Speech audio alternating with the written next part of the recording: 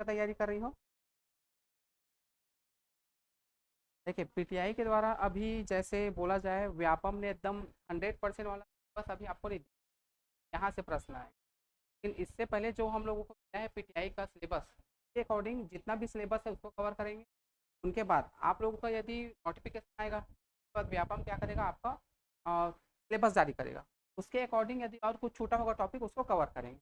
मतलब ओवरऑल आपका जो टॉपिक रहेगा वो 100% कवर रहेगा। इसमें से आपका अनिवार्य है पीटीआई करें, मतलब आपको खेल और खेल मनोविज्ञान दोनों आपका क्या है, अनिवार्य है। तो यही टॉपिक मैं आपके लिए लेकर आया हूँ। टॉपिक है आपका खेल मनोविज्ञान। तो देखिए जो टॉपिक है आपका खेल मनोविज्ञान वो दो शब्दों से मिलकर बना है। जैसे मैं यहाँ उसको लिखूँ, खेल मनोविज्ञान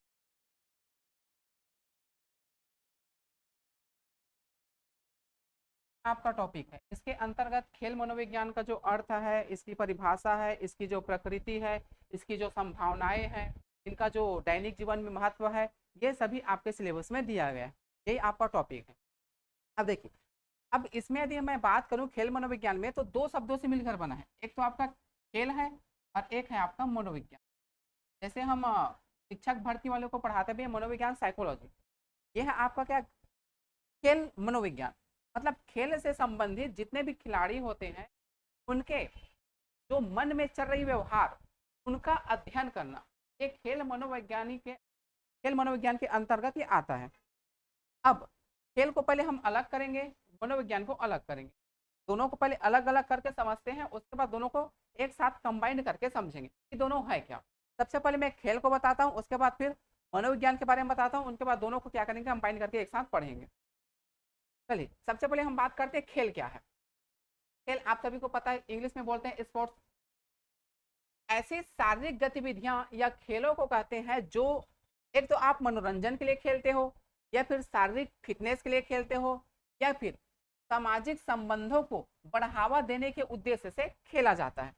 तो यहाँ पर हम यदि खेल का बात करेंगे तो इंसान खेल क्यों खेलता है, एक तो खुद के मनोरंजन के लिए खेलेगा, या फिर वो शारीरिक फिटनेस के लिए खेलता है, या फिर सामाजिक संबंधों को बढ़ावा देने के लिए वो खेलता है। तो खेल क्या है, तीन महत्व एक तो मिल ही गया। साथ ही साथ खेल क्या है ये भी हमें पता चल गया। खेल क्या है, एक प्रकार की शारीरिक गतिविधि है। शारीरिक गतिविधि मतलब शरीर से संबंधित जितना भी आप एक्टिविटीज करते हो, जहां पर आप अपना दिमाग का भी इस्तेमाल करते हो, अपने हाथ का इस्तेमाल करते हो, अपने पैर का भी इस्तेमाल करते हो, यह सभी खेल के अंतर्गत आता है। जैसे एग्जाम्पल के लिए बात करूं, क्रिकेट है, खो है, कबड्डी है, टेनिस है, फुटबॉल है, इसमें आप लोग क्या होता है, शारीरिक एक्टिविटी होता है। लेकिन वहीं पर आप मोबाइल में भी तो गेम खेलते हो, लूडो खेलते हो, ठीक है, और लड़के लोग तो पबजी खेलते हैं और बहुत सारे गेम आते हैं। तो वहां पर तो शारीरिक एक्टिविटी नहीं की जा रही है, लेकिन वहां पर कौन सा एक्टिविटी की जा रही है, वहां पर मानसिक एक्टिविटी की जा रही है। वहां पर बालक जो है, जो व्यक्ति वहां पर जो खेलता है वो अपने दिमाग का इस्तेमाल करता है। तो वो वहां पर ऑनलाइन गेम में क्या करे, दिमाग का इस्तेमाल करे, और ऑफलाइन में क्या करता है, अपने शरीर का इस्तेमाल करता है। शरीर के साथ दिमाग भी इस्तेमाल किया जाता है। ऐसा नहीं कि सिर्फ शरीर से खेल रहे, दिमाग बिल्कुल नहीं लग रहे, ऐसा नहीं, शरीर के साथ दिमाग, लेकिन वहां पर दिमाग ज्यादा एक्टिव होता है ऑनलाइन में। इसमें अक्सर शारीरिक कौशल और क्षमताएं शामिल होती। अधिकांश देखा जाए खेल में शारीरिक कौशल और इसमें क्या होती है, क्षमताओं को आप देखते हैं। जैसे एक खेल का मैं बात करूं, कबड्डी में, कबड्डी में एक प्लेयर क्या करता है, एक वो जाता है सामने की ओर, उसको छू कर आता है, और इधर का जो डिपेंड करने वाला इंसान क्या करता है, उसको पकड़ता है। तो क्या उसके पास शारीरिक क्षमता है कि नहीं है, बिल्कुल है। ठीक है, उसको कैसे छलांग लगाना है, कैसे पकड़ना है, कैसे उसको छू कर आना है, हर प्रकार का वहां उसको कौशल सिखाया जाता है। ये क्या है, शारीरिक कौशल भी होता है और इसमें क्षमता भी शामिल होता है। और यह नियम आधारित और प्रतिस्पर्धी होती। प्रतिस्पर्धी मतलब आप लोगों को पता है, गेम खेल रहे हो मतलब क्या होगा, सामने वाला पक्ष होगा। जैसे क्रिकेट होने वाला भी भारत और श्रीलंका का, तो एक साइड क्या है आपका भारत है, एक साइड क्या है श्रीलंका है, तो दोनों के बीच में क्या है, लड़ाई झगड़ा है। लड़ाई झगड़ा मतलब प्रतिस्पर्धा, जैसे आप लोग अभी कर रहे हो।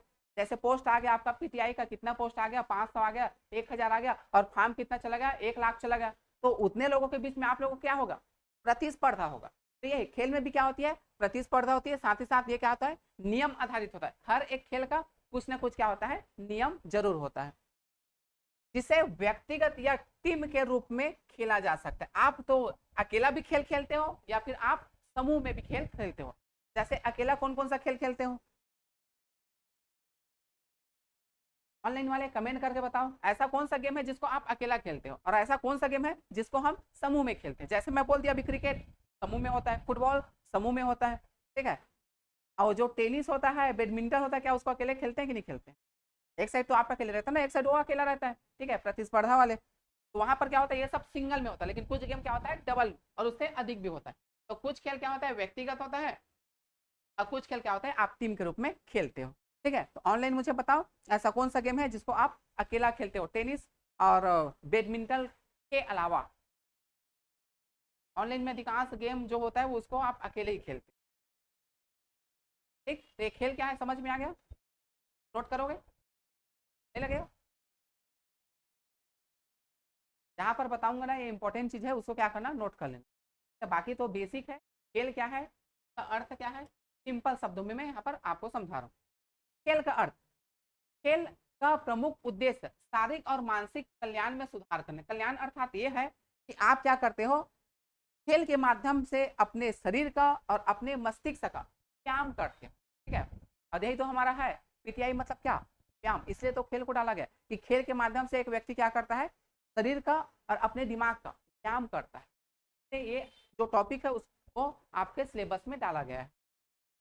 आनंद प्राप्त करना और प्रतिभागियों के बीच सामाजिक संबंध बनाना। देखिए खेल के यदि मैं महत्व का बात करूं तो बहुत सारे हैं। एक तो आपको जितना यहाँ पर हम पढ़ते जाएंगे आपको क्या मिलेगा, खेल का महत्व आपको मिलता ही जाएगा।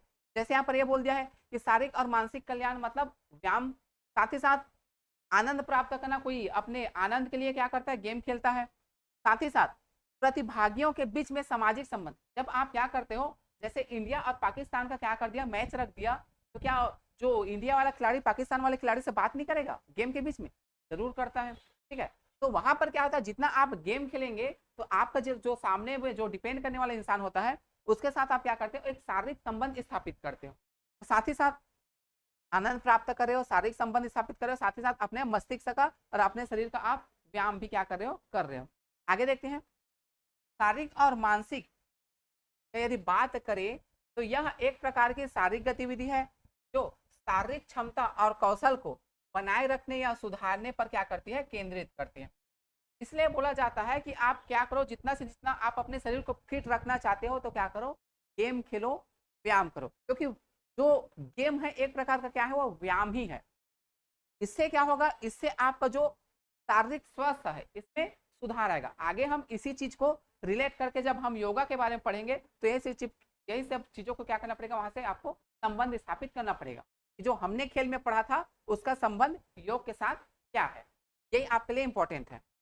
जबकि मानसिक कल्याण को भी क्या देता है, बढ़ावा देता है। मतलब आपका जो तर्क करने का शक्ति है, विचार करने का शक्ति है, समस्या समाधान करने की शक्ति है, ये सभी शक्तियों का क्या होता है, विकास होता है। किसके माध्यम से, खेल के माध्यम से। स्वैच्छिक और आनंददायक, खेल का सबसे महत्वपूर्ण पहलू यह है कि यह स्वैच्छिक है।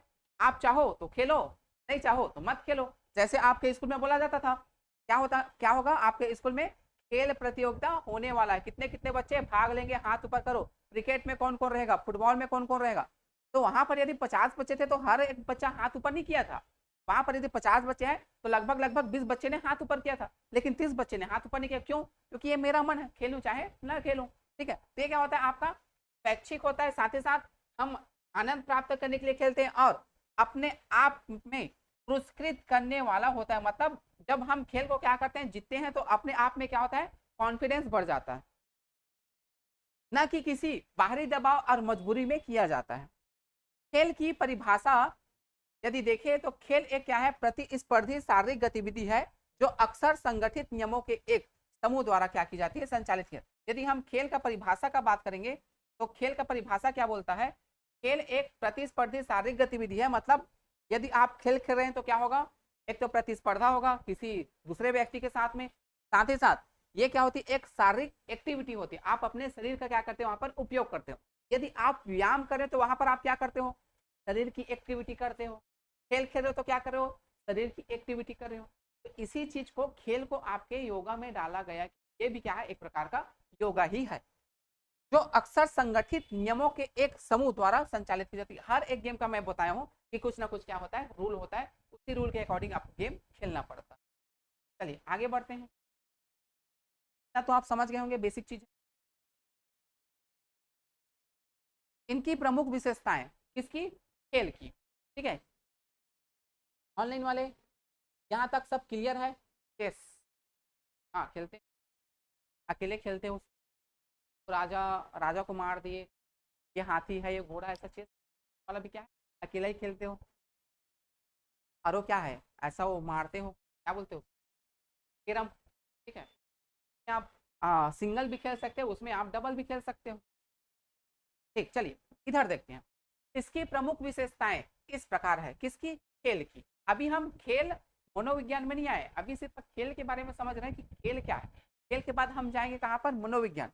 मनोविज्ञान को समझेंगे, उसके बाद दोनों को एक साथ पढ़ेंगे। सिलेबस को देखे को नहीं देखे, देख रहे हो ना। पहला, शारीरिक गतिविधियां, इसमें शारीरिक प्रयास और कौशल शामिल होता है, ये तो मैं पहले से बता दिया हूँ। जो इसकी विशेषताएं होंगी वही इसका महत्व होगा, जो महत्व होगा वही इसकी विशेषता, दोनों क्या होगा, एक दूसरे के साथ चलेंगे।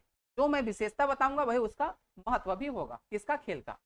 तो देखिए इसमें क्या होता है, शारीरिक प्रयास मतलब आप शरीर का क्या करते हो, व्यायाम करते हो, साथ ही साथ कौशल मतलब एक इसमें खेल खेल में आप टेक्निक को भी सीखते हो कि हमें खेल कैसे खेलना है, ठीक है। तो कौशल का भी निर्माण होता है, साथ ही साथ आपका शारीरिक व्यायाम भी होता है।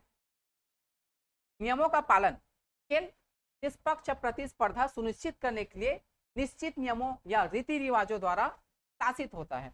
इसलिए मैं बोला हूं कि हर एक खेल का क्या होता है, नियम होता है, उसी नियम के अकॉर्डिंग आपको खेलना पड़ता है, ठीक है। जैसे आप क्रिकेट के देखते हैं तो क्रिकेट में क्या होता है, 6 बाल का 1 ओवर होता है, 6 बाल फेंके 1 ओवर खत्म। कोई इंसान 7 बाल फेंकता क्या, फेंक सकता है, लेकिन 1 बाल क्या होना चाहिए, वाइट या नो बॉल होना चाहिए, ठीक है। लेकिन नॉर्मल बाल फेंका है तो 7 बाल आप नहीं फेंक सकते, ठीक है। आउट मतलब आउट, निकलो यहाँ से, और दोबारा आके वो नहीं खेलेगा इंसान। तो हर एक खेल का क्या होता है, एक नियम होता है, उसी नियम के अनुसार आपको चलना पड़ता है। तो यहाँ पर आप क्या बनेंगे, जैसे योग शिक्षक बन गए तो आपको भी क्या करना पड़ेगा, बालकों को अनुशासित करना पड़ेगा। जैसे आप यहाँ पर खेल में क्या सीखते हो, नियम सीखते हो, उसी प्रकार आपको बच्चों को भी क्या सिखाना पड़ेगा, आपको एक अनुशासन सिखाना पड़ेगा कि एक छात्र स्कूल में कैसे अनुशासित होता है। मनोरंजन, खेल प्रतिभागियों और दर्शकों दोनों को क्या करता है, मनोरंजन प्रदान करता है। खेलने वाले को भी मजा आता है और देखने वाले को भी मजा आता है। इसलिए तो वहां पर आप देखना, एक क्रिकेट ग्राउंड में उतने सारे लोग बैठे रहते हैं, उतना टिकट कटा गए, उसको तो घर बैठे भी इंसान देख सकता था टीवी में, लेकिन टिकट कटा के उतना दूर जाके देखने का क्या आवश्यकता था, उतना खर्चा करने की क्या आवश्यकता थी, क्यों, क्योंकि इंसानों को भी देखने में क्या मिलता है, मनोरंजन मिलता है, उनको एक टाइम पास का साधन मिलता है, इसलिए वो लोग क्या देखते हैं, खेल देखते हैं। तो दर्शकों का भी मनोरंजन होता है और जो वहां पर जो खिलाड़ी होते हैं उनका भी मनोरंजन होता है। साथ ही साथ आपका कंपटीशन, प्रतिस्पर्धा, इसमें अक्सर एक विजेता का निर्धारण करने के लिए प्रतिस्पर्धा शामिल की जाती है। यदि खेल है और उस खेल में प्रतिस्पर्धा ही नहीं है, कौन पहला आएगा कौन दूसरा आएगा वो डिसाइड ही नहीं करेंगे हम लोग। कोई भी जीतो कोई मतलब नहीं, कोई हारो कोई मतलब नहीं, तो वो खेल खेल किस काम का, ठीक है। इसलिए क्या रखा जाता है, खेल में प्रतिस्पर्धा रखी जाती है कि खिलाड़ी उसमें इंटरेस्ट ले और उस गेम को जीतने के लिए वो क्या करे, प्रयास करे। इसलिए प्रतिस्पर्धा भी क्या है, आवश्यक है खेल के लिए। शैक्षिकता, खेल खिलाड़ियों की व्यक्तिगत पसंद और आंतरिक प्रेरणा से किए जाते,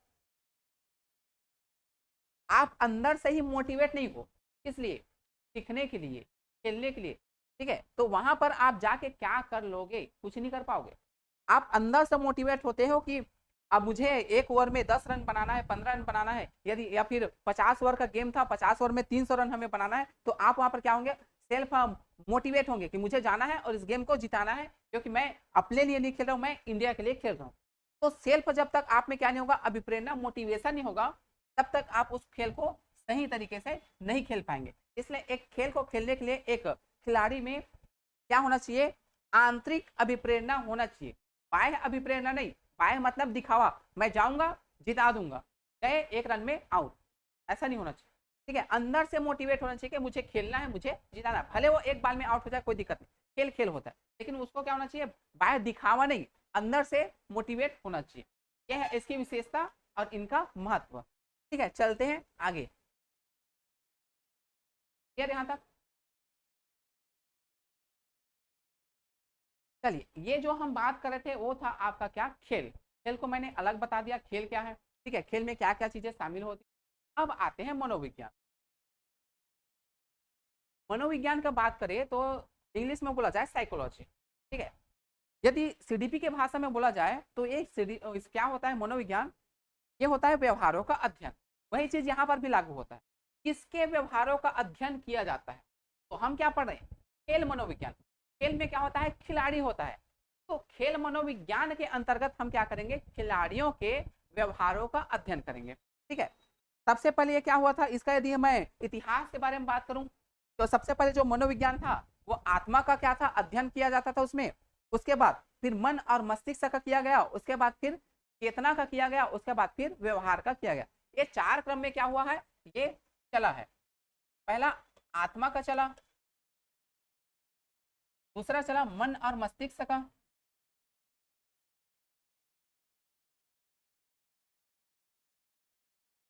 जो चला था वो चेतना का चला, उसके बाद जो आधुनिक है वो है व्यवहार का।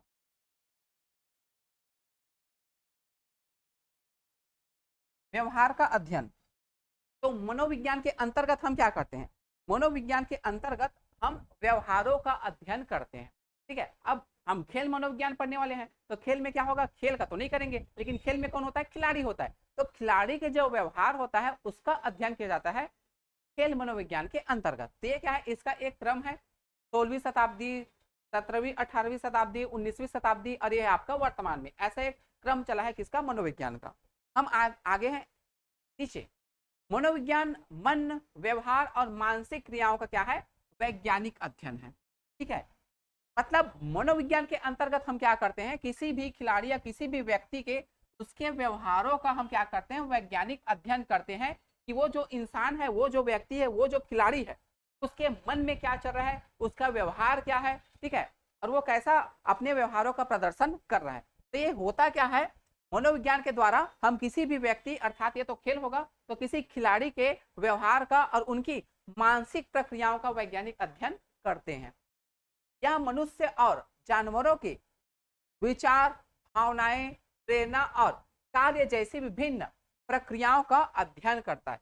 देखिए, मनोविज्ञान के अंतर्गत सिर्फ हम व्यक्तियों के व्यवहारों का अध्ययन नहीं करते, मनोविज्ञान के अंतर्गत आप मनुष्य के साथ साथ किसी जानवरों के भी क्या कर सकते हो, उनके व्यवहारों का आप अध्ययन कर लेते हैं। क्योंकि साइकोलॉजी क्या होता है, एक बहुत बड़ा एक चीज होता है जिसके माध्यम से आप किसी व्यक्ति के मन में क्या चल रहा है उसको आप जान सकते हो।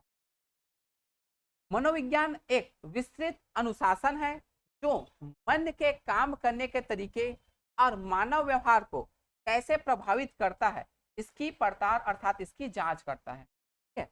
मानव व्यवहार वो अपना व्यवहार ऐसा क्यों प्रदर्शित कर रहा है, क्या इसके पीछे रीजन क्या है, क्या कारण है, ये जो बालक है या फिर ये व्यक्ति है फिर खिलाड़ी है इतना जल्दी क्रोधित हो गया, इतना जल्दी शांत हो जाता है, ठीक है, या फिर खेल में इंटरेस्ट क्यों नहीं ले रहा है, उसके मन में क्या चल रहा है, यही जानना क्या कहलाता है, आपका मनोविज्ञान कहलाता है। अर्थात किसी व्यक्ति के मन में क्या चल रहा है, यदि ये आप जानने में सक्षम हो गए मतलब आप साइकेट्रिस्ट बन गए।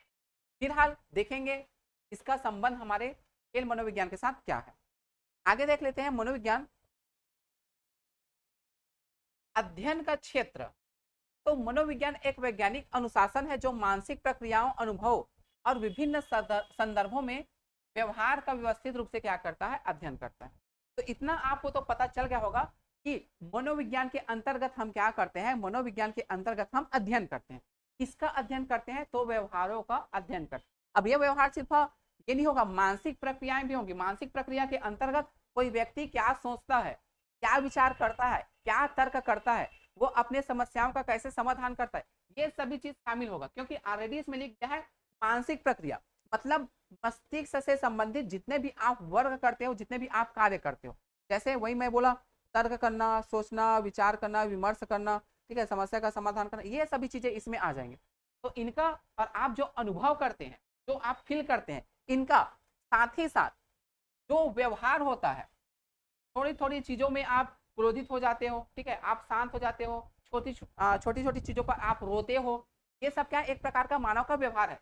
इसी चीजों का अध्ययन किया जाता है। इसलिए जब कोई इंसान क्या हो जाता है, डिप्रेशन में चला जाता है, ठीक है, और वो आत्महत्या करने की कगार में आ जाता है, तो वो किसके पास जाता है, वो एक साइकेट्रिस्ट के पास जाता है, क्योंकि उसी को पता होता है कि मेरे मन में क्या चल रहा है और ये सब चीज आ क्यों रहा है। वो व्यक्ति खुद समझ नहीं पाता है कि मेरे साथ ये सब चीज क्यों हो रहा है, तब वो जाता है किसके पास, साइकेट्रिस्ट के पास। वो बताता है कि मुझे ऐसा ऐसा प्रॉब्लम हो रहा है, मैं क्या करूं।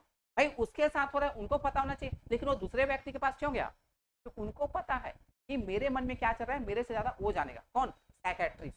ठीक है, आगे, मन और व्यवहार का विज्ञान।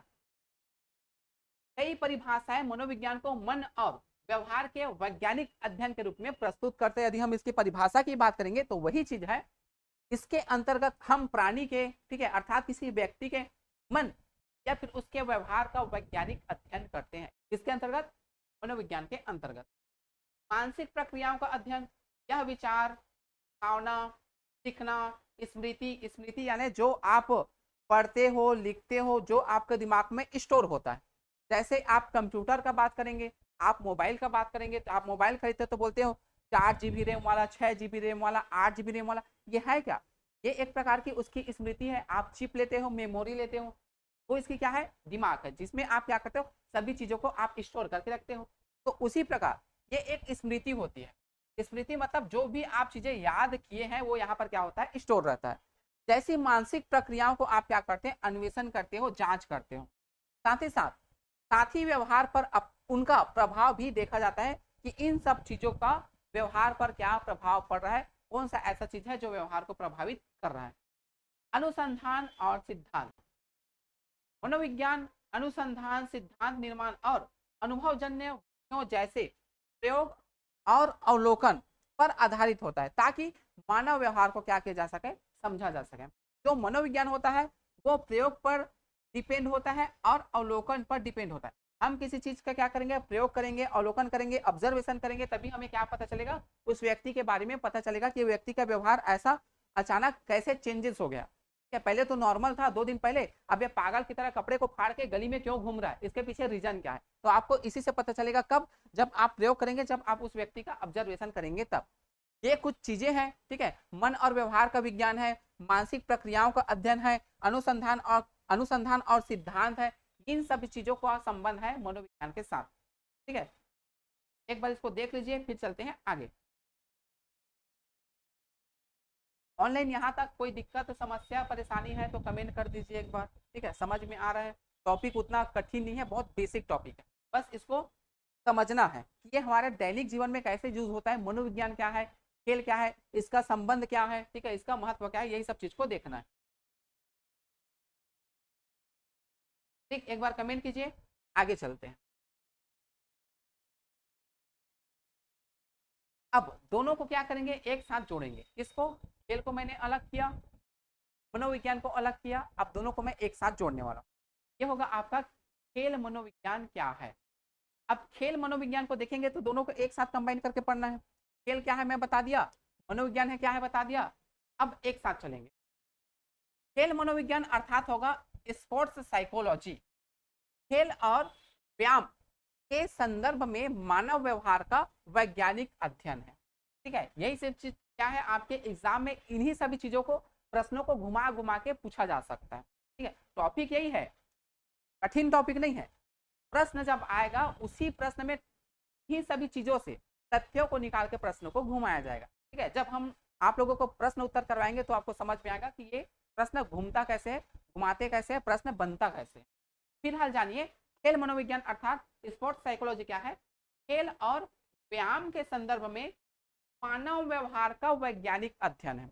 बता दिया था मानव व्यवहार का वैज्ञानिक अध्ययन क्या कहलाता है, साइकोलॉजी कहलाता है। लेकिन यहाँ पर क्या चीज आएगा, खेल है, मतलब खेल आएगा और आपका व्यायाम आएगा, इसलिए व्यायाम को खेल के साथ ऐड किया गया है, क्योंकि जो खेल होता है वो भी एक प्रकार का क्या होता है, व्यायाम ही होता है। जो मनोवैज्ञानिक कारकों का विश्लेषण करता है, जो प्रदर्शन को प्रभावित करता है और यह भी देखता है कि शारीरिक गतिविधि किसी व्यक्ति के कल्याण और स्वास्थ्य को कैसे प्रभावित। खेल मनोविज्ञान के अंतर्गत हम क्या क्या चीज को नोट करते हैं, क्या क्या चीज देखते हैं। तो खेल मनोविज्ञान के अंतर्गत एक जो खिलाड़ी है वो कैसे खेल खेलता है, उसका कौशल क्या है, उसका टेक्निक क्या है, ठीक है, उसका व्यवहार क्या है, इन सब चीज को भी देखते हैं। साथ ही साथ उस व्यक्ति को अर्थात उसका जो कौशल है उन चीजों को प्रभावित करने वाला कौन कौन सा ऐसा फैक्टर है, ठीक है, ऐसा कौन सा कारक था जिसके कारण वो खिलाड़ी आज ठीक से खेल नहीं पाया, ठीक है, इन सभी चीजों का भी क्या किया जाता है, खेल मनोविज्ञान के अंतर्गत इसका अध्ययन किया जाता है। इसमें एथलीटिकों के मानसिक स्वास्थ्य को बेहतर बनाना, प्रदर्शन को बढ़ावा देना और व्यायाम को बढ़ावा देना शामिल है। ये एथलेटिको मतलब ये अर्थ ये होता है खिलाड़ी, क्योंकि हम क्या देख रहे हैं, खेल देख रहे हैं, तो खेल में क्या होगा, खिलाड़ी होगा। तो ये क्या करता है, जो खिलाड़ी होता है उस खिलाड़ी के मानसिक स्वास्थ्य, ठीक है, मतलब मानसिक स्वास्थ्य का अंदर ये है कि वो सही से तर्क कर पा रहा है कि नहीं, सही से सोच पा रहा है कि नहीं, सही से विचार कर पा रहा है कि नहीं, किसी प्रकार का उसको डिप्रेशन तो नहीं है, डिप्रेशन रहेगा तो सही से कहाँ खेल पाएगा, ठीक है। तो मानसिक स्वास्थ्य को बेहतर बनाने के लिए, साथ ही साथ जो प्रदर्शन करता है उसको बढ़ावा देने के लिए और व्यायाम को बढ़ावा देने के लिए शामिल किया जाता है खेल मनोविज्ञान को, ठीक है। आगे चलते हैं, एक बार इसको देख लीजिए खेल मनोविज्ञान क्या है, फिर हम आगे बढ़ते हैं।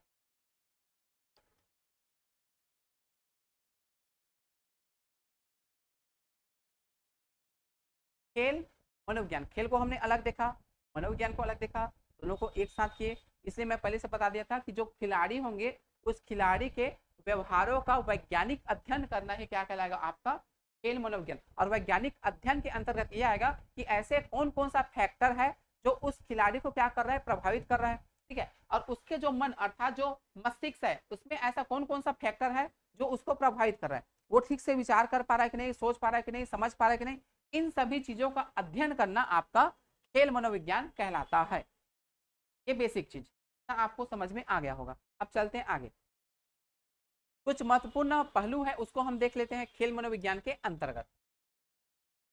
इसमें हम देखेंगे प्रदर्शन का अध्ययन। एक जो खिलाड़ी होता है वो किसी प्रकार का खेल खेल रहा है, अब वो वहां पर क्या करेगा, प्रदर्शन करेगा। खिलाड़ी होगा, क्रिकेटर होगा, आएगा, छक्का मारेगा, चौका मारेगा या फिर आउट होके चला जाएगा। वो जो उसने क्या किया था, प्रदर्शन किया था, उसका अध्ययन करना। साथ ही साथ मानसिक स्वास्थ्य और कल्याण मतलब वही व्यायाम। तो जो मानसिक स्वास्थ्य है वो किसी प्रकार का डिप्रेशन पे नहीं, डिप्रेशन तो नहीं है, सोच समझ विचार सही से कर पा रहा है कि नहीं, इन चीजों का अध्ययन करना। साथ ही साथ जो खिलाड़ी है और जो कोच है उनमें क्या करता है, मदद करता है, क्या, साइकोलॉजी। जो खेल मनोविज्ञान है वो क्या करता है, जो खिलाड़ी होता है साथ ही साथ जो खिलाड़ियों को जो सिखाते हैं उसको क्या बोलते हैं, कोच बोलते हैं। तो उन कोचों के लिए भी क्या करता है, ये मददगार होता है कि किसी खिलाड़ी के मन में क्या चल रहा है, वो आज उसका मानसिक स्वास्थ्य ठीक से है कि नहीं, उसका व्यवहार में कोई परिवर्तन आया कि नहीं। खिलाड़ी के साथ साथ वो जो कोच होता है उनके लिए भी क्या होता है, ये मददगार होता है आपका खेल मनोविज्ञान। साथ ही साथ ये क्या होता है, व्यापक आवेदन, मतलब इसका आप हर एक क्षेत्र में क्या कर सकते हो, प्रयोग कर सकते हो, किसका, खेल मनोविज्ञान का। अब ये सब चीजें क्या है देखते हैं। पहला पहला जो है वो आपका मानसिक स्वास्थ्य और कल्याण। यह इस बात की भी जांच करता है कि खेलों और शारीरिक गतिविधियों में भाग लेने से किसी व्यक्ति के मनोवैज्ञानिक और शारीरिक कल्याण में कैसे सुधार होता है। इसका मतलब यह है कि कोई व्यक्ति खेल खेल रहा है या खेलों में क्या कर रहा है, वो शामिल हो रहा है, तो जब वो खेल में शामिल होता है तो उसमें क्या चेंजेस आता है, पहले क्या था वो व्यक्ति, अब खेल खेलने के बाद उसमें क्या परिवर्तन आया, इसका भी अध्ययन करता है क्या, आपका खेल मनोविज्ञान। दूसरा है आपका एथलेटिकों और कोचों के लिए क्या है, मददगार है। खेल मनोविज्ञान जो खिलाड़ी होते हैं उनके प्रदर्शन को बेहतर बनाने के लिए और मानसिक स्वास्थ्य समस्याओं से निपटने के लिए क्या है, वैज्ञानिक सिद्धांत का उपयोग करने में क्या करता है, मदद करता है। यदि देखिए किसी खिलाड़ी को यदि खेल मनोविज्ञान का मतलब उसको नॉलेज है तो वो क्या करेगा, इसी खेल मनोविज्ञान के सहायता से यदि उसको किसी भी प्रकार का दिक्कत समस्या आ रही है, चाहे वो खेल में हो, चाहे उसके खुद के जिंदगी में हो, चाहे उसके पर्सनल लाइफ में हो, तो वो क्या कर सकता है, उस समस्या से अपने आप को बचा सकता है।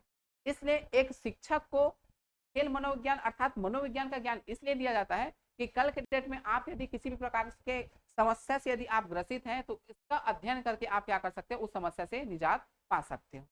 तो इसलिए यहाँ पर जो खिलाड़ी है और जो कोच है इसलिए क्या है, मददगार है।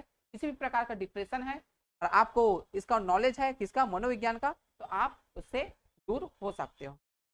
व्यापक आवेदन, यह केवल उच्च स्तरीय खिलाड़ियों तक ही सीमित नहीं है बल्कि उन गैर एथलेटिकों मतलब है आपके जो क्या बोलना चाहिए उसको, ऐसे खिलाड़ी जो पर्सनल खेलते हैं, अपने लिए खेलते हैं, और नियमित व्यायाम करने वालों के लिए भी क्या है, ये उपयोगी है, जो खेल का आनंद लेना और व्यायाम कार्यक्रम में बने रहना चाहते हैं। तो इसका जो व्यापक आवेदन का अर्थ यह है कि जो खेल मनोविज्ञान का जो क्षेत्र है वो सीमित नहीं है, वो सिर्फ जो खिलाड़ी है वहां तक सीमित नहीं है, वो ऐसे खिलाड़ियों पर भी क्या करता है, इसको प्रयोग किया जा सकता है जो अपने खुद के मनोरंजन के लिए खेलते हैं, खुद के व्यायाम के लिए खेलते हैं, या फिर टाइम पास के लिए वो क्या करते हैं, खेल को खेलते हैं। ऐसे लोगों या फिर ऐसे खिलाड़ियों के लिए भी क्या होता है, ये नियम जो है मनोविज्ञान का जो नियम है वो लागू होता है।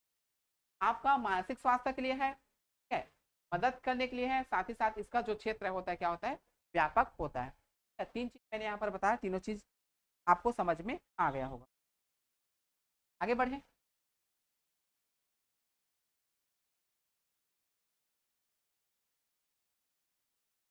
ठीक है, अब जो खेल मनोविज्ञान है वो क्या करता है उसको देखते हैं। प्रदर्शन में सुधार, पहला जो है ये करता क्या है, तो ये क्या करता है, प्रदर्शन में सुधार करता है। किसके, खिलाड़ियों के। यदि खिलाड़ी को नॉलेज है किसका, खेल मनोविज्ञान का, वो अपने प्रदर्शन को पहले से बेहतर कर सकता है। अब कैसे, छोटा सा एग्जांपल से मैं आपको समझाता हूँ। जैसे एक जो छात्र है जो कंपटीशन का एग्जाम में क्या है देना चाहता है, जैसे आप लोग पीटीआई वाले हो, अब यहाँ पर क्या होता है, आप सभी को पता है, क्या पता है कि हम पढ़ाई करेंगे, 8 से 10 घंटा कहीं जाके पढ़ेंगे तो कहीं जाके हमें एक जॉब मिल सकता है, नहीं पढ़ाई करेंगे तो जॉब नहीं मिलने वाला है। अब आपको ये भी चीज पता है, मैं अपना टाइम सबसे ज्यादा किसमें दूंगा, मोबाइल में दूंगा, मोबाइल चलाऊंगा, टीवी देखूंगा, पढ़ाई नहीं करूंगा तो मुझे जॉब नहीं मिलेगी, ये भी चीज आपको पता है। लेकिन आपका आदत बन गया, जब तक आप मोबाइल को 2 घंटा 3 घंटा चलाओगे नहीं तब तक आपका मन नहीं भरेगा। अब मैं क्या करूं, तो उस सिचुएशन में इस चीज से आपको छुटकारा दिलाएगा सिर्फ कौन, मनोविज्ञान।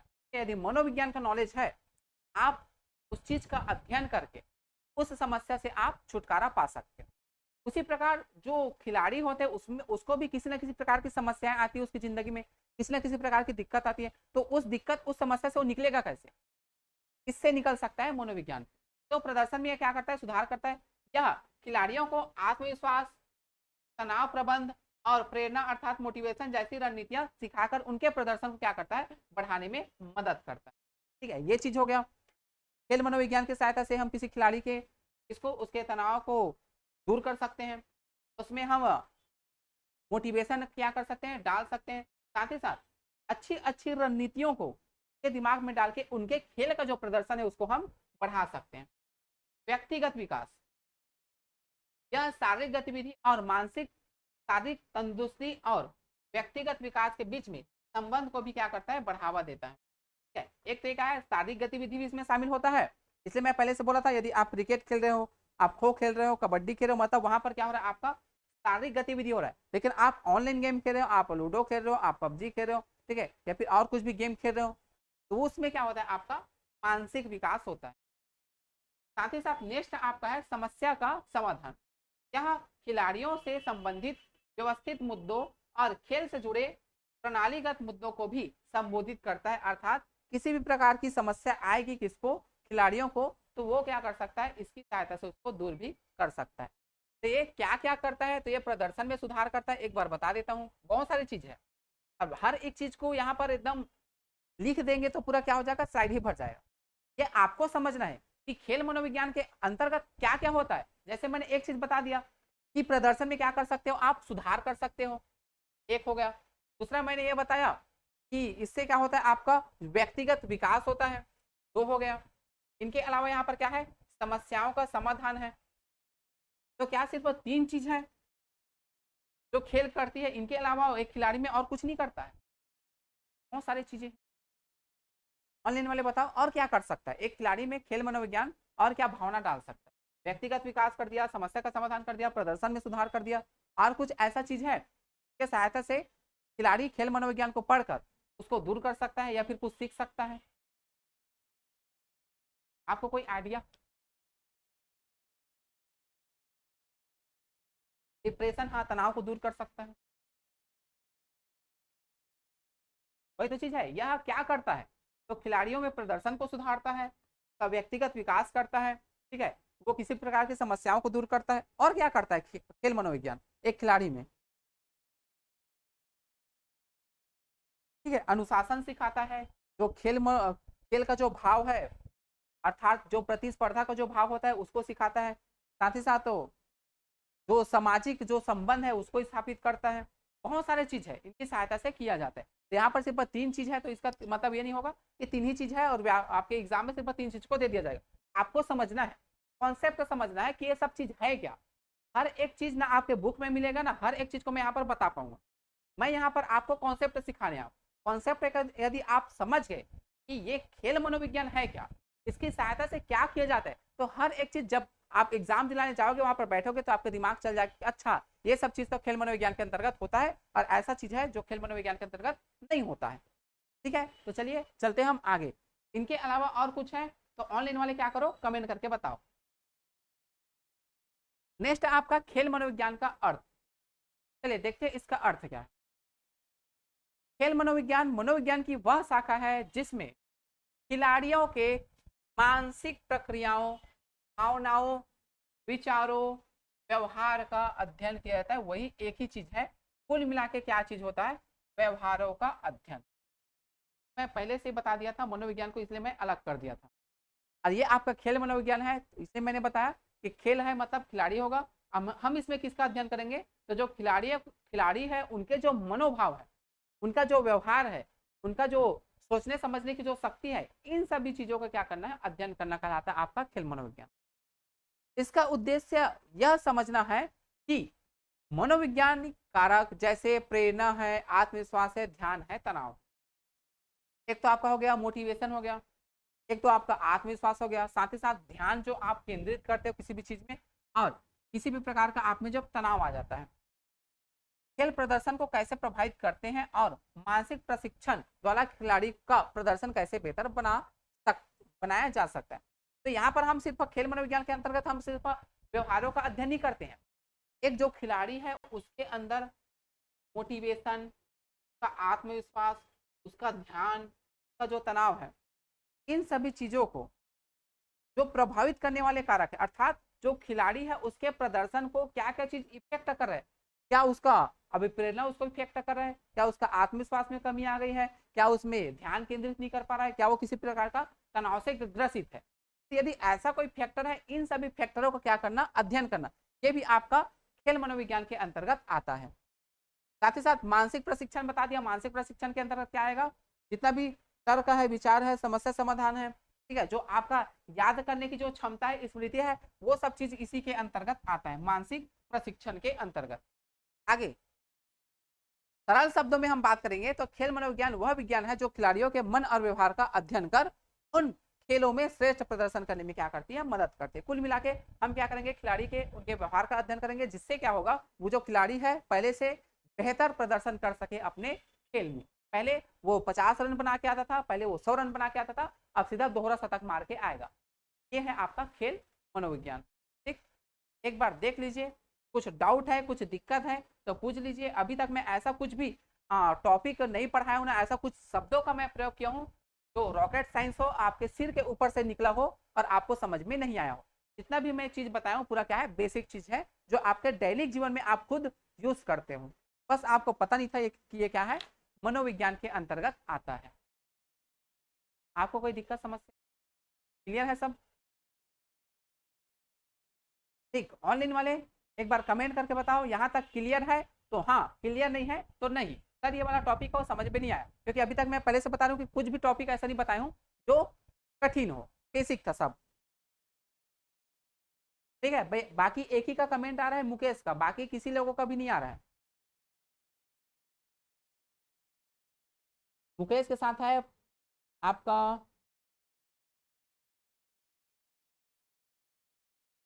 नारायण प्रसाद, देवेंद्र, और आपकी है बघेल और कश्यप। ठीक है, बाकी जितने लोग हो सबके सब कमेंट करो। ठीक, कोई दिक्कत नहीं। चलिए, जहां पर भी ऐसा कोई समस्या या फिर दिक्कत वाला, अभी तो आपका बेसिक है, आप स्टार्ट किए हो। जब आप क्या करते हो, सीढ़ी चढ़ना शुरू करते हो, जैसे आप किसी मंदिर में गए होंगे, बहुत बड़ा मंदिर जो कहाँ पर रहता है, पर्वतों के ऊपर रहता है। पर्वतों के ऊपर बहुत सारे ऐसे होते हैं मंदिर यहाँ स्थापित की जाती है। ये क्या होता है, पर्वत होता है, ठीक है, पर्वत के ऊपर मंदिर। अब आप गए, अरे मुझे क्या जाना है, यहाँ पर मंदिर जाना है, क्या करने, देवी का दर्शन करने। आप तो एकदम मोटिवेट होके निकल गए, क्या करना है, मुझे डोंगरगढ़ जाना है, देवी का वहां पर मंदिर है, कहाँ पर, पहाड़ी के ऊपर में मुझे जाना है। अब आप यहाँ पर चले गए, पहला सीढ़ी, दूसरा सीढ़ी, तीसरा सीढ़ी, ऐसा चढ़, एकदम फुल टू मोटिवेशन, अरे आराम से मैं चढ़ जाऊंगा, आराम से मैं चढ़ जाऊंगा। लेकिन जब यहाँ आते हो, यहाँ आते हो, यहाँ आते हो, तो हालत खराब हो जाती है। हे भगवान, कितना टाइम और कितना बचा है, कितना जल्दी मैं पहुंचूं, ऐसा सिचुएशन आता है। और अभी आपके साथ क्या है, आप यहाँ पर हो, तो अरे यार इजी है, इजी। लेकिन जब यहाँ जाओगे ना तो पता चलेगा, अरे यार कब खत्म हो, कब आए। ठीक है, तो फिलहाल तो अभी हम पहला स्टेप में है, तो उतना आपको कठिन नहीं लगेगा। धीरे धीरे धीरे धीरे जब इसका लेवल बढ़ते जाएगा, जब चीजों को और गहराई से समझते जाएंगे, तो आपके लिए क्या होगा, दिक्कतें बढ़ते जाएंगे। ठीक है, क्योंकि इतना इजी भी नहीं है जितना हम समझेंगे इस टॉपिक को, इसको, खेल मनोविज्ञान वाले को। चलिए, यहाँ तक तो समझ में आ गया है, अच्छी बात है, चलते हैं आगे। नेक्स्ट हम आते हैं खेल मनोविज्ञान की परिभाषा। मैं वहीं पर यदि बात करूं किसका, मैं जब सीडीपी पढ़ाता हूं शिक्षक भर्ती वालों को, तो वहां पर क्या होता है, वहां पर प्रश्न आता है 1-2 नंबर के लिए कथन और परिभाषा से। रही बात आपका पीटीआई में, तो यहाँ पर यदि कथन से, परिभाषा से प्रश्न आ गया तो अच्छी बात है। लेकिन यहाँ पर क्या होगा, आपका परिभाषा और जो कथन है, वहां से लगभग लगभग एक से मान सकता हूं मैं कि 2% ही प्रश्न पूछा जा सकता है। बाकी व्यापम का कोई गारंटी नहीं है कि वो क्या प्रश्न पूछेगा, क्या करेगा। मैं बस इतना ही बोलूंगा, चांसेस कम रहता है, लेकिन किसी भी चीज को आप अपने हाथ से जाने मत देना कि किस मनोवैज्ञानिक ने क्या कहा है, किसका कथन क्या है, किसने क्या बोला है। बिल्कुल भी इजी मत लेना। प्रश्न आ गया तो किसने क्या बोला है, किसका क्या कथन है, उसको भी कम से कम याद रखना। ठीक है, तैयारी 100% होना चाहिए, वहां पर जाओ 100% अपना वर्क करके आओ। चलिए, तो यहाँ पर इसका मतलब ये नहीं कि परिभाषा तो हम याद नहीं करेंगे किसने क्या कहा। एक बार हर एक मनोवैज्ञानिक का क्या होता है, एक विशेष कथन होता है जो वो औरों से अलग बोलता है। एक की पॉइंट, एक की वर्ड, उसी की वर्ड को समझना पड़ता है कि इसने क्या बोला, इसने क्या बोला। हम छोटे बच्चे नहीं है, 6वीं 7वीं 8वीं के बच्चे नहीं है कि पूरा परिभाषा को याद करेंगे और वहां पर अति लघुत्री प्रश्न में 2 नंबर के लिए आपको पूछा जाएगा, बिल्कुल नहीं। आपको टिक लगाना है वहां पर जाके, तो टिक लगाना, तो रटने की क्या आवश्यकता, की पॉइंट पकड़ो। ठीक है, चलिए देखते हैं। पहला खेल मनोविज्ञान की परिभाषा में पहला जो मनोवैज्ञानिक है वो आपका कैटरी है। कैटरी ने क्या बोला है, खेल मनोविज्ञान वह विज्ञान है जो खिलाड़ी के व्यवहार और अनुभव का अध्ययन करता है तथा यह जानने का प्रयास करता है कि खेल प्रदर्शन को किस प्रकार प्रभावित करते हैं। अब देखिए, इसका जो परिभाषा एकदम बेसिक है, जो इतने टाइम से हम पढ़ते आ रहे हैं, इतने टाइम से पढ़ते आ रहे हैं, किसका, खिलाड़ियों के व्यवहार का और उनके अनुभव का क्या करना, अध्ययन करना। यही सिंपल चीज बोला है, किसका, खिलाड़ी के व्यवहार का और इनके अनुभव का अध्ययन करना क्या है, खेल मनोविज्ञान है। साथ ही साथ और क्या बोला है, तथा यह जानने का प्रयास करता है कि खेल प्रदर्शन को किस प्रकार प्रभावित करते हैं। उसका जो खिलाड़ी का जो खेल का प्रदर्शन है, उसको कौन कौन सा चीज या फिर कौन कौन सा ऐसा फैक्टर है, कारक है जो उसको प्रभावित कर रहा है, इसको भी जानने की कोशिश करते हैं। इतना सिंपल सी चीज। आगे देखते हैं। नेक्स्ट है आपका सिंगर। खेल मनोविज्ञान का उद्देश्य खिलाड़ियों का मानसिक प्रक्रिया। अब देखिए, इसने अलग बोला, व्यवहार और अनुभव बोला, ये क्या बोलता है, खिलाड़ियों का मानसिक प्रक्रिया बोल दिया, साथ ही साथ व्यवहार का अध्ययन बोला, वो व्यवहार बोला है, अनुभव बोला, ये क्या बोलता है, मानसिक प्रक्रिया बोलता है, व्यवहार बोलता है। दोनों का अलग अलग हो गया। का अध्ययन करके उनके प्रदर्शन में सुधार। तो देखिए, व्यवहार अनुभव आएगा तो कैटरी है, और मानसिक प्रक्रिया और व्यवहार आएगा तो सिंगर है। नीचे आते हैं। मोरन के अनुसार खेल मनोविज्ञान खेल और व्यायाम की परिस्थितियों में मानव विचार। अब देखिए, ये क्या बोलता है, मानव का बोलता है, विचार बोलता है, भावना बोलता है, क्रिया बोलता है। भाई उतना चीज को क्या है, क्यों याद करना, जब आप परिभाषा को लिखेंगे तो पूरा लाइन लिख तो लिया, पूरा लाइन, लेकिन अलग से पेन, अलग से कलर करके क्या करना है, इसको आप लोग हाईलाइट करके रखना कि जब आप एग्जाम दिलाने जाओगे तो एग्जाम दिलाने से पहले इसने क्या बोला है, इसका की पॉइंट क्या है, उस चीज को आपको क्या करना है, वहां पर देखना है। व्यवहार और अनुभव किसने बोला, कैटरी ने बोला। मानसिक प्रक्रिया व्यवहार किसने बोला, सिंगर ने बोला। विचार भावना क्रिया किसने बोला, मुरन ने बोला। बस इतना देख लेना, आपका काम बन गया। पूरा रटने की आवश्यकता नहीं। सरल परिभाषा में बात करेंगे तो खेल मनोविज्ञान मनोविज्ञान की वह शाखा है जो खिलाड़ियों के मानसिक पक्षों जैसे प्रेरणा है, आत्मविश्वास है, ध्यान है, तनाव, इन सभी का अध्ययन करता है।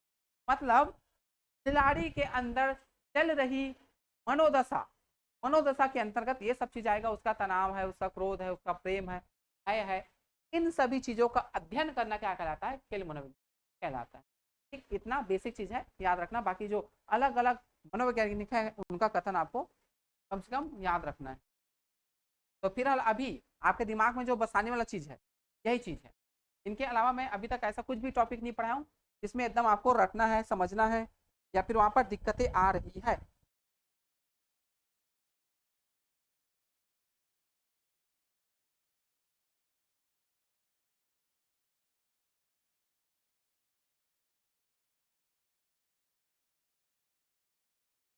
ठीक, क्लियर है यहाँ तक? चलिए आगे बढ़ते हैं।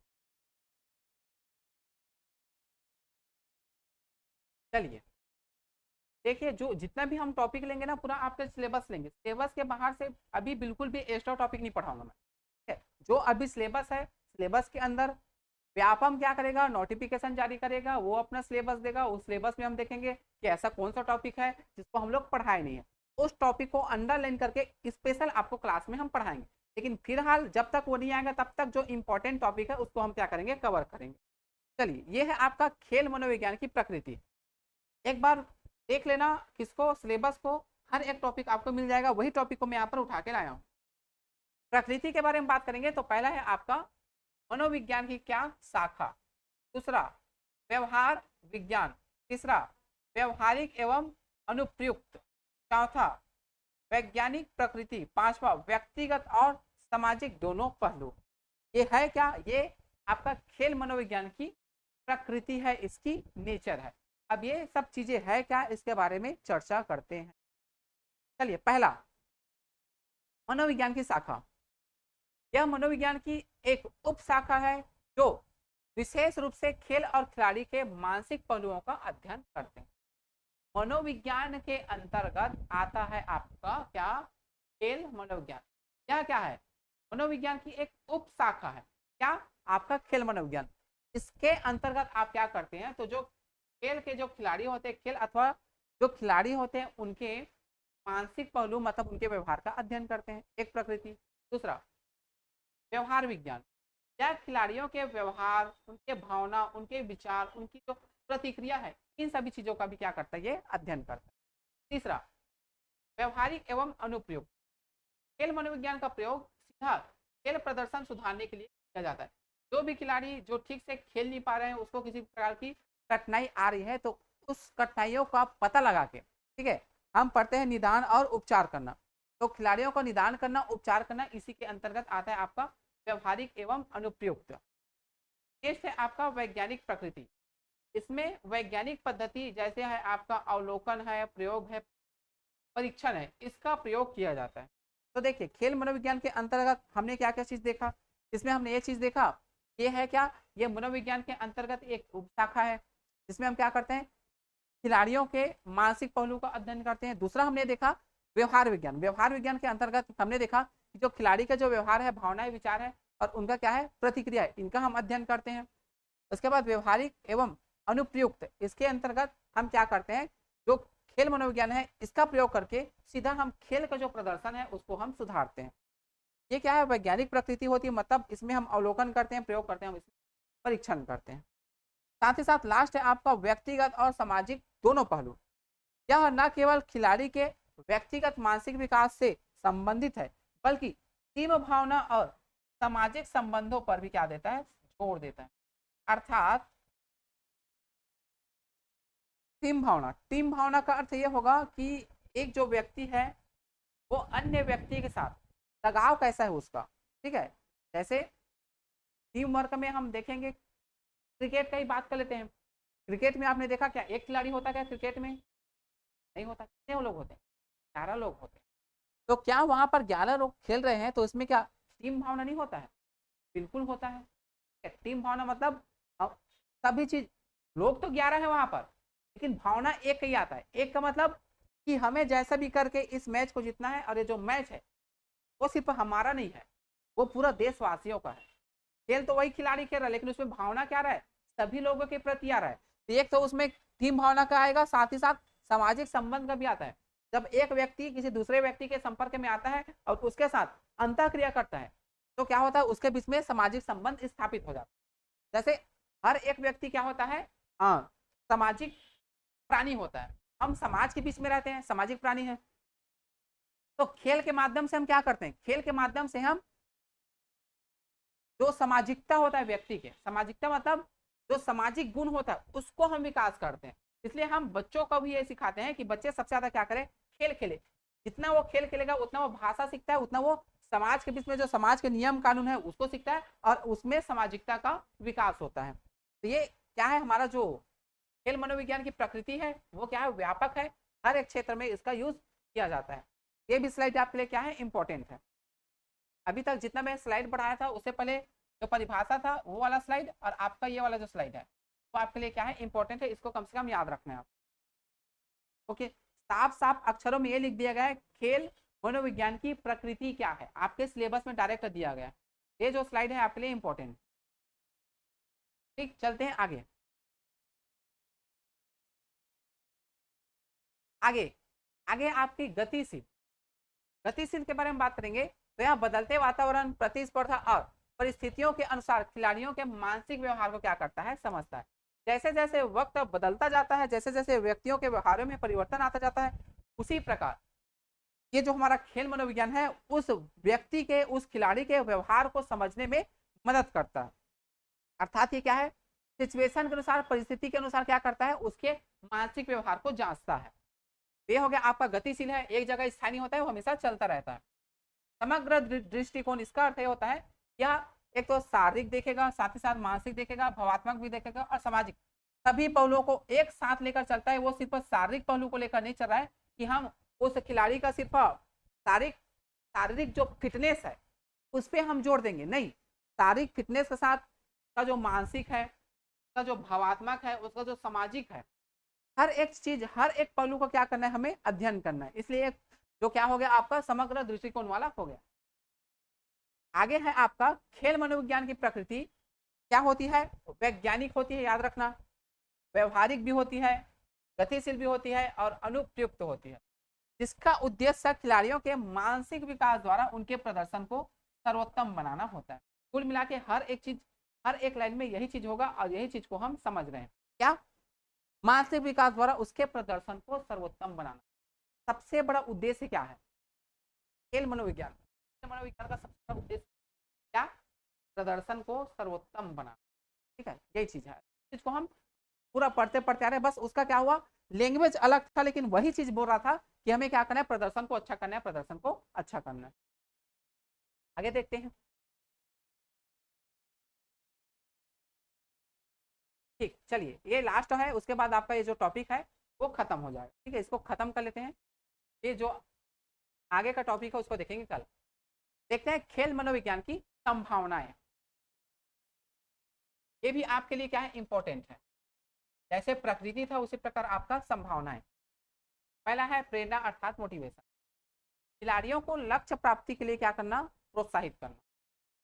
हर एक व्यक्ति का क्या होता है, लक्ष्य होता है, उसी प्रकार खिलाड़ी का भी लक्ष्य होता है कि मुझे क्या करना है, मुझे जैसे भी करके इस गेम को जीतना है, तो उसका लक्ष्य है।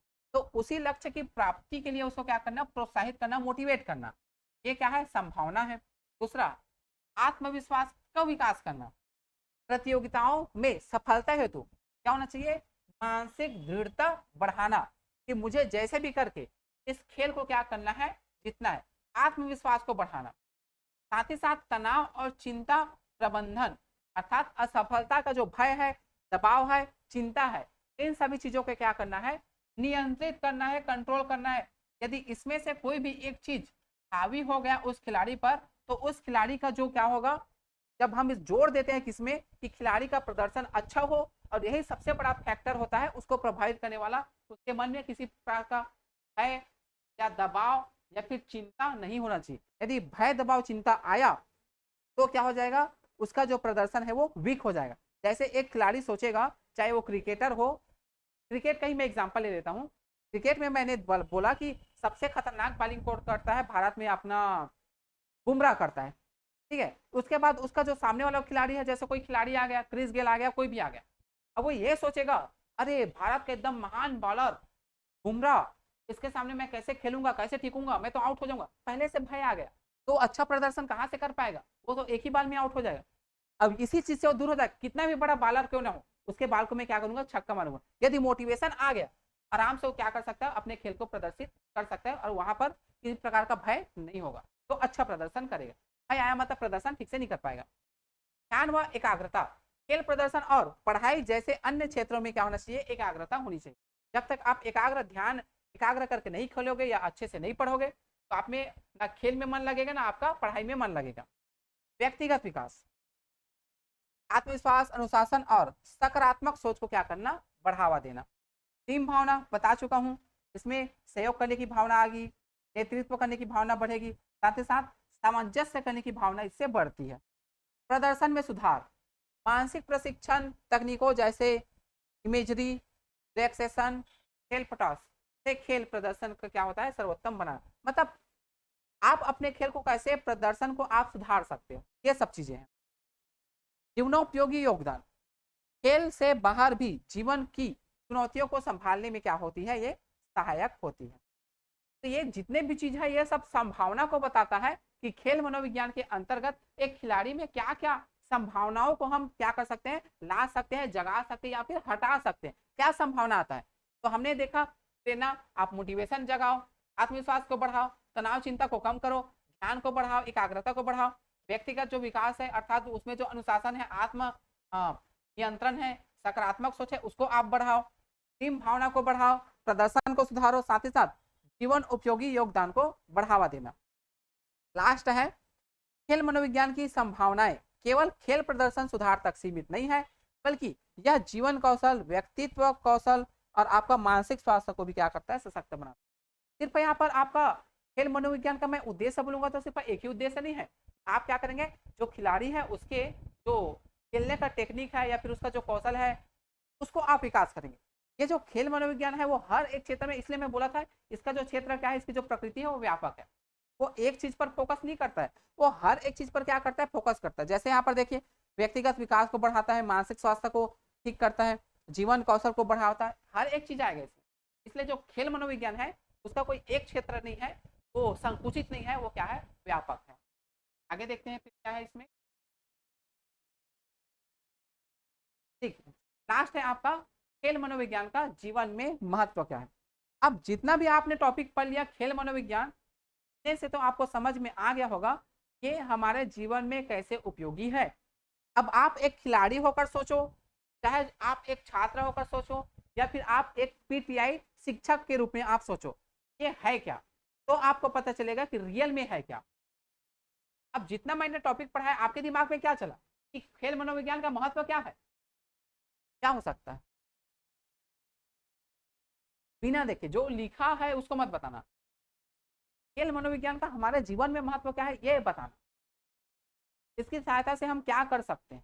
ऑनलाइन वाले आप लोग भी कमेंट करके बताओ क्या करते हैं खेल मनोविज्ञान।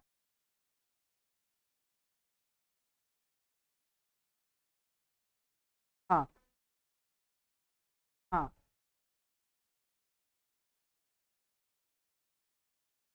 बिल्कुल, ठीक है। आप खुद का क्या कर सकते हैं, आप अपने आत्मविश्वास को बढ़ा सकते हो, ठीक है, जो भी अब समस्याएं रही उसको दूर कर सकते हो, चिंतन मुक्त हो सकते हो, सामाजिकता को आप बढ़ा सकते हो, सामाजिक संबंध स्थापित कर सकते हो, हर एक चीज में आप। चलिए इधर देखते हैं कि इसका महत्व क्या दिया है। प्रेरणा प्रदान करना, यह व्यक्ति को कठिन परिस्थितियों में भी लक्ष्य प्राप्ति के लिए क्या करता है। जब आपको क्या हो जाएगा, मनोविज्ञान का ज्ञान हो जाएगा, तो आप कितना भी बड़े पहाड़ को क्या कर सकते हो, तोड़ सकते हो, जैसे दशरथ मान जी। अब इसी में मैं खेल मनोविज्ञान में बात करूंगा, तो हमें क्या करना है, खेल खेलना है। तो खेल खेलेंगे तो कोई ना कोई क्या होगा, सामने वाला एक विपक्षी होगा, उसी के साथ हमें क्या करना है, खेल खेलना है। अब मनोविज्ञान को आप समझ चुके हो, तो आप में क्या हो जाएगा, डर अर्थात जो भय मुक्त हो जाओगे। अब जब भय मुक्त हो गए, तो आपके सामने कितना भी बड़ा राक्षस क्यों ना बैठा हो, आपका मन सिर्फ क्या होगा, एकाग्र, मतलब खेल में लगा रहेगा। कोई भी परिस्थिति हो, मुझे बस क्या करना है, मुझे लक्ष्य पर केंद्रित करना है, सामने कोई भी बैठा है।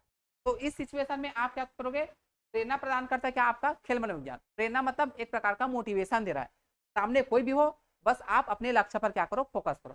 दूसरा, आत्मविश्वास का विकास, सकारात्मक सोच डालेगा, साथ ही साथ आपके जो आत्मविश्वास है उससे जीवन की चुनौतियों का सामना करने में क्या होगा, आसान होगा। साथ ही साथ तनाव और चिंता पर यह क्या करता है, नियंत्रण करता है। मानसिक तनाव होगा, भय होगा या अफसल जो असफलता का जो भय होता है, चिंता होता है, उसको ये क्या करता है, कम करता है। साथ ही साथ एकाग्रता को क्या करता है, बढ़ाता है। जैसे आप पढ़ाई है, नौकरी या खेल, हर क्षेत्र में क्या करता है, बेहतर एकाग्रता बनाए रखने में क्या करती है, मदद करती है।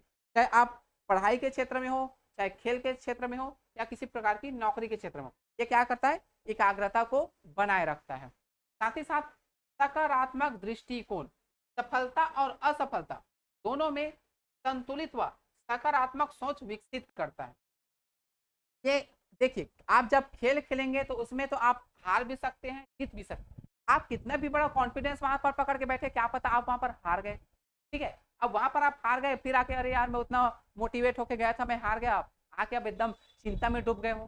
तो ये इन्हीं सभी चीजों से क्या करता है, वो आपको निकालता है। अब वहां पर आप खेल खेलने गए हो तो आप हार भी सकते हैं, जीत भी सकते हैं, सफल भी हो सकते हैं, असफल हो सकते हैं। दोनों में क्या करता है, संतुलन स्थापित करता है, कोई दिक्कत नहीं। अभी मैं हार गया, या अभी का जो पीटीआई जो शिक्षक का निकला था उसको मैं नहीं निकाल पाया, कोई बात नहीं, 26 में आएगा उसको मैं निकाल लूंगा। ये यदि आपको खेल मनोविज्ञान का ज्ञान है तो आप ऐसा सोचेंगे, नहीं है छोड़ो ना यार, पढ़ाई लिखाई में कुछ है, खुद पानी खोल। ये है सामाजिक संबंध सुधारना। देखिए इससे क्या होता है, एक तो आप में टीम भावना आता है, साथ ही साथ सहयोग और सामंजस्य जीवन के अन्य क्षेत्रों में भी क्या होता है, ये उपयोगी होता है।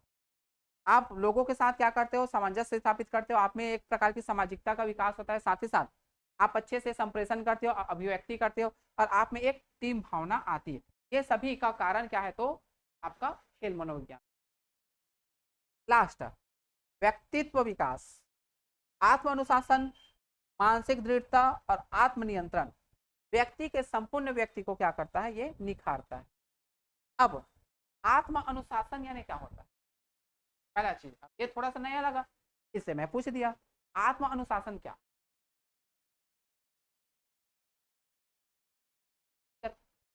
व्यक्तित्व के विकास को बढ़ावा देना। आत्म अनुशासन से हम क्या समझते हैं,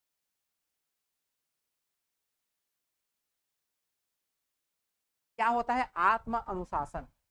आत्म यानी होगा स्वयं, और अनुशासन तो आपको पता है, अनुशासन यानी क्या होता है।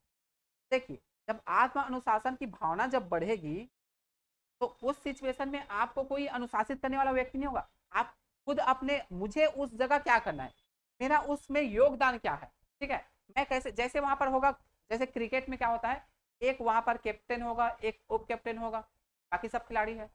कैप्टन जहां पर भी बोलता है व्यक्ति को, बेटा जा वहां पर खड़ा होना, जा बेटा वहां पर खड़ा होना, वो चाहता है व्यक्ति वहां पर खड़ा हो जाता है। अब उस जगह को छोड़कर यदि वो दूसरे जगह में जा रहा है बिना उस कैप्टन के बोले, मतलब वो क्या है, उसमें आत्म जो क्या है, अनुशासन, उसकी क्या है, कमी है। लेकिन वो जहां पर बोल दिया वहीं पर खड़ा है, वहीं पर अपने कर्तव्य को निभा रहा है, मतलब उसमें क्या है, आत्मानुशासन है। ठीक है, तो आत्मानुशासन क्या है, एक सेल्फ, अब बोला जाए खुद का एक अनुशासन होता है, में आप किसी अन्य व्यक्ति के उसको क्या बोलना चाहिए, बिना किसी व्यक्ति को तकलीफ पहुंचाए आप अपने कर्तव्यों का निर्वहन सही तरीके से करते हो। ये होता है आपका आत्म अनुशासन। साथ ही साथ मानसिक दृढ़ता है और आपका आत्मनियंत्रण, ये सब चीज तो बेसिक चीज है। इन सब चीज को क्या करता है, ये हमारे जीवन में उपयोगी होता है। ठीक, तो आज यहीं तक रखते हैं, देखेंगे इसके जो आगे का जो पार्ट है उसको कल। ठीक, तो समझ में आया आज क्लास, इतना ज़्यादा कठिन नहीं था, बहुत ज़्यादा बेसिक था। अभी तो सिर्फ स्टार्ट किए, खेल मनोविज्ञान क्या है, इसकी प्रकृति क्या है, इसकी संभावनाएं क्या है, शब्द क्या है, उतना ज़्यादा कठिन नहीं है, समझ में आ रहा है। ठीक है, जहाँ पर शब्द क्या होगा, थोड़ा सा उत्पटांग होगा, डिफिकल्ट होगा, वहाँ पर हम ज़्यादा समय दें। और जो प्रश्न पूछा जा सकता है, जहाँ से प्रश्न आया जा सकता है, ऐसे ऐसे टॉपिक पर ज़्यादा हम क्या करेंगे, जोड़ देंगे। ये उतना ज़्यादा वो नहीं था, क्या नहीं था, कठिन नहीं था, प्रश्न भी आएगा तो आसानी से बन जाएगा। यहीं तक रखते हैं।